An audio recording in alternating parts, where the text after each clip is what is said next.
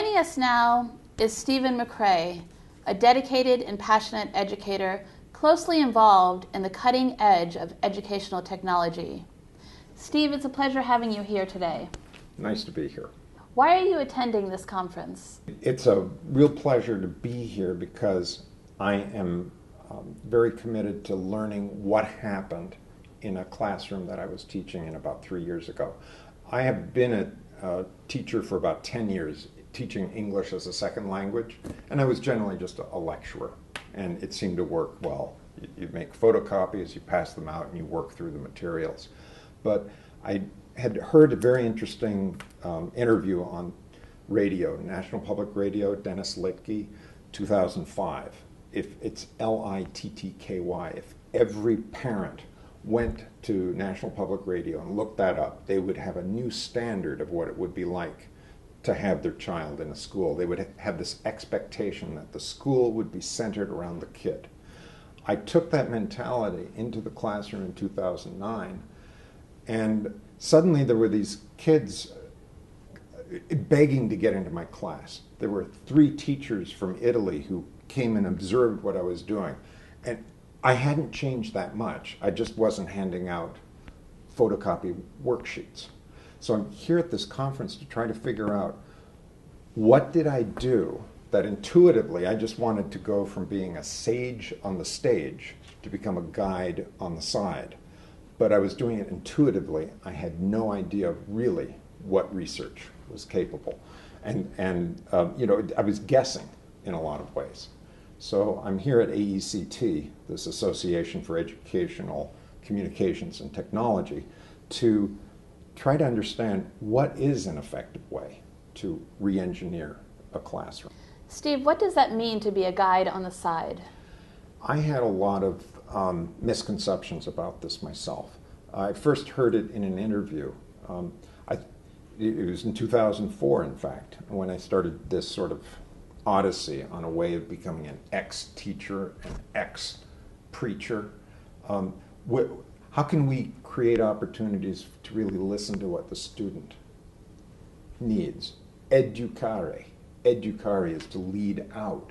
And this is so foreign to what I grew up thinking was that as a student, my responsibility was to walk into a classroom, I have paper, pen, and I'm ready, and I'm just going to open up my head and take in information. It was a very one-way, passive sort of activity. And here was this guy, Dennis Littky, in Rhode Island saying, your responsibility is to find out what the student's interested in, and then help that student discover whatever it is that you need. If it's horses or becoming a veterinarian or working in a hospital, if those are the dreams of these students, then why are we forcing words like algebra and matrices and the latent heat of water? Why are we forcing that onto them? Instead, is there some way that we can surprise them in a sense, let them discover what it is without a label on it that seems to get in the way. I find as a math teacher, I'm certified as a math teacher, that I just have to say math and I can see half of the people in the room cringing. Right. Oh, you're a math teacher. No, I'm seeking as a guide on the side to be teaching the 7 global skills that they say. It's collaboration and communication. Those are 2 things that we'd want every student to want to be able to do. We want them to be able to analyze information. And so I say Snopes wherever I can, S-N-O-P. It's like nope with the S in either side. It's Snopes.com. That should be like the mode that everyone goes through. And it should be, these people who write Snopes or truth or fiction, what wonderful concepts and what power it brings to the child. When he said, oh, yeah, I got one of those emails too, and I know it looks very convincing, but this is why you don't want them. Sure. We're not going to be working together to boycott certain gasoline stations.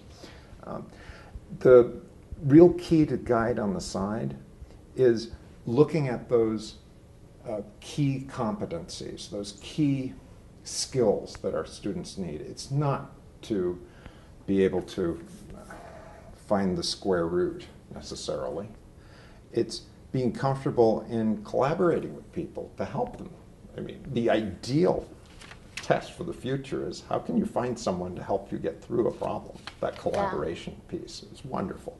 It'd be terrific if we could come up with some sort of test along those lines. Anyone interested in these sorts of things should look up global skills and Tony Wagner, because he's the guy from Harvard who's pushed that a lot. I think many teachers spend a lot of time building up, because they're preparing for a higher degree, they build up this sense that they have to complicate their language in order to be respected in the academic community. And I find this builds a distance with our chief clients, which are the students and the parents. Some people might say that, it's a student-centered situation, but really it's the parents who hire us. Right, they're our clients. And I want parents to be able to talk with me in a language that they're comfortable with. So I have to sort of choose my words carefully so that it's like explaining something to my grandma. Yeah, that's true, yeah. And so the other competencies, or agility, that's really important, agility. So how can we do that in whatever subject we teach? In a sense, if we were talking to a teacher from the future, they would say, yeah, I'm teaching the 7 global skills. Some people say there's an 8th one, courtesy. So, I like that one. which is missing sometimes, yes. Right? It's also necessary, I think, for parents to get out of their silos. I mean, just as one of the reasons for coming to a conference is to meet people that we have perhaps read about, but it's also to meet people that we've never heard of. And we see the guy walking down the street, that fellow, I wonder why he's here. Okay, you look him up on the internet and you find out, oh my goodness, he's some important professor. Sure. I better go read some of his stuff. And then after reading his stuff, you realize, wait, he's talking about something that a business writer is talking about. Some of our greatest writers in what should happen in schools are not professors, are not teachers themselves. They're business writers. They're saying, in the business community, this is what we need from students. Yeah. We've got Bill Gates, obviously, raising a lot of money and giving it to schools. But Dan Pink is perhaps, if you have to choose one person, it's done so much to bring the business community into schools, I feel. He's talked about being a free agent, in the 2001 book.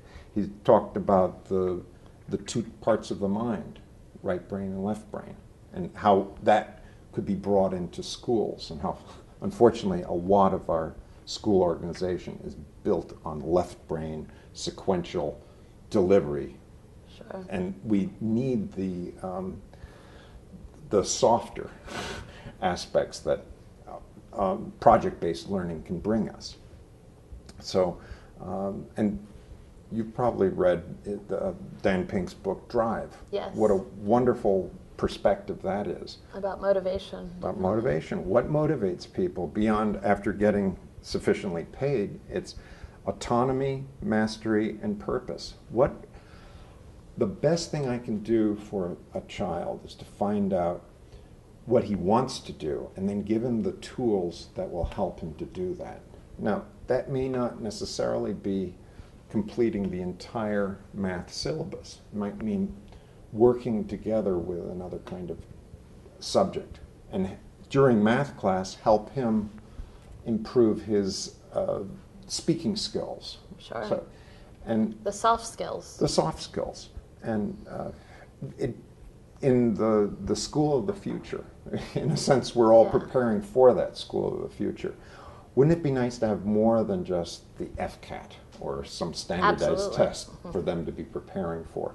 And I think this is what Dennis Littky is doing. He's asking students to write their autobiography. This is very interesting, Steve. To conclude, what special message would you like to convey to our audience? For me, my quest began with the word Littky, Littky. If I was hit by a comet right now, at least I've given a key to what people can do. This is parents, students, principals, taxpayers in general. If they can look at what Dennis Littky's doing, it's a charter school and it's working. The students do not do fabulously on standardized tests, but 98% of them go to college. And that's the kind of record that if you're walking away from this interview with Littky in your head, you will be on your path to discovering some of the things that makes my life very interesting, because every day I see new insights that Littky's theories have helped me see. So thank you very much for letting me share that. Where can our audience learn more about Littky? Fortunately, he hasn't done very much as far as getting his word out. So if you went to YouTube and type in Littky, you'll see some of his presentations on TED.